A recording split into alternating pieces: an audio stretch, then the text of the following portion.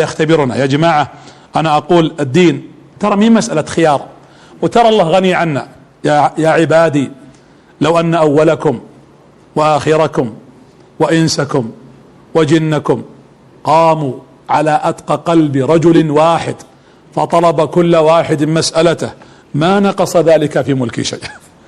ما هو حنا الله غني عن عبادتنا كل الأرض، الله مو بحاجتنا، حنا لي بحاجة الله.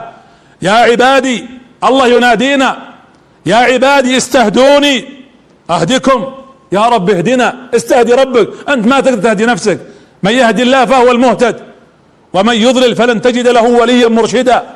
يا عبادي كلكم جائع إلا من أطعمته فاستطعموني أطعمكم، يا عبادي كلكم عار إلا من كسوته فاستكسوني أكسكم. يا عبادي والله ينادينا بكلمة يا عبادي رحمة منه. يا جماعة فرصة أن نقبل على الله، لا نتكبر على عبادة الله. إذا قمت تصلي لا تقول صليت، حتى لو صليت ولو مت وأن تصلي الليل والنهار فمالك منه، لأن الله ما خلقك إلا لعبادته وأن تقوم بحقه سبحانه وتعالى. وين الشباب اللي يتقاعس في بره بأبويه؟ إذا طلبت أمه شيء تقاعس، وإذا طلب أبوه شيء تقاعس. الله يجزى والدنا عنا خير، يقولوا آمين. سبحان الله. الله يجزى أمهاتنا وآبائنا، اللهم اجزهم عنا خير الجزاء. اللهم من كان منهم ميتا فاغفر له وارحمه، ومن كان منهم حيا فمتعه بالصحة والعافية.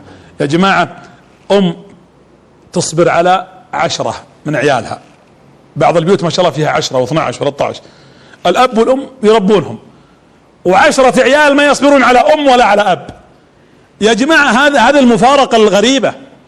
هذه الأم التي تصبر على 10 أشخاص في البيت، والأب اللي يكد له على 10 وعلى 12. إذا احتاج الأب ال10 ذولي كلهم للأسف في بعض الأحيان لا يجدهم، إلا الخير موجود والبر أيضا إن شاء الله تعالى في بيوتات المسلمين منتشر، لكن في بيوت فيها نماذج حقيقة غير مشرفة في هذا الباب. وأنا لا أعمم، الخير في أمتنا ولله الحمد والمنة كثير ما بين الرجال والنساء والشباب والفتيات، لكن نقول فيه للأسف فيه بعض ممن ينطبق عليهم مثل هذا الكلام. الأمر الثاني